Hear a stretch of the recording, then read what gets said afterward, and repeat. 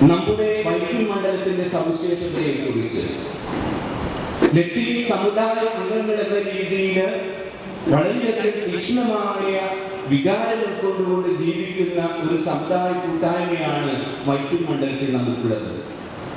യാതൊരു സങ്കോചം കൂടാതെ നമുക്ക് പറയാൻ സാധിക്കുന്ന ഒരു കാര്യം, വൈപ്പിൻ മണ്ഡലം ആരുടേതെന്ന് ചോദിച്ചാൽ അത് ലത്തീൻ സമുദായ അംഗങ്ങളുടേതാണെന്ന് തരം ഉയർത്തിക്കൊണ്ട് നമുക്ക് പറയാൻ സാധിക്കും.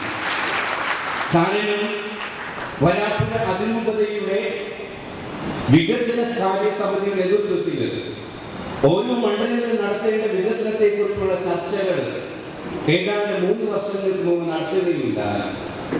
ആ അവസരത്തിന് ഇതുപോലെ ഓരോ മണ്ഡലങ്ങളോട് ചേർന്നുകൊണ്ട് സർക്കാരിന്റെ ശ്രദ്ധയിൽപ്പെടുത്തേണ്ട വികസനപരമായ കാര്യങ്ങളെ കുറിച്ച് ശ്രദ്ധ ക്ഷണിച്ചുകൊണ്ട് നാം സമ്മേളനങ്ങൾ നടത്തിയപ്പോൾ ഇതുപോലെ മറ്റൊരു വേദിയിൽ എതിർക്കുപാടത്ത് വെച്ച് അതിശ്രേഷ്ഠമായിട്ടുള്ള ഒരു മീറ്റിംഗ് KLCയുടെ നേതൃത്വത്തിൽ തന്നെ സംഘടിപ്പിച്ചുകൊണ്ട് അവർ വികസനപരമായ കാര്യങ്ങളിൽ വൈപ്പിൻകരയിൽ ഉണ്ടാകേണ്ട വികസനത്തെ കുറിച്ച് ചർച്ച ചെയ്യുകയും അത് മനോഹരമായി നിർവഹിക്കുകയും ചെയ്തതിന്റെ നല്ല ഓർമ്മ എന്റെ മനസ്സിലുണ്ട്. അന്ന് അവർ കാണിച്ച അതേ തീക്ഷ്ണതയും അതേ ഉത്സാഹവും ഈ വേദി നിലനിൽക്കുന്നു എന്നുള്ളത് എന്നെ പ്രസിദ്ധിക്കുന്ന ഒരു കാര്യമായിട്ട് ഞാൻ മനസ്സിലാക്കുകയാണ്.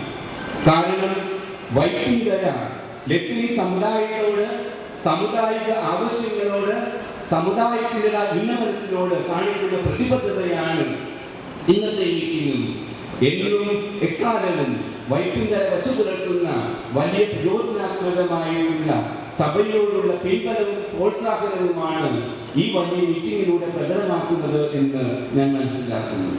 ആയതിനാൽ വൈപ്പിൻ മണ്ഡലത്തിൽ പ്രധാനമായും സന്നിധരായിരിക്കുന്ന എല്ലാ ലത്തീൻ സമുദായങ്ങളോടുള്ള പ്രത്യേകമായിട്ടുള്ള പ്രണാമവും ഞാൻ ഇത്തരത്തിൽ അർപ്പിക്കുകയാണ്.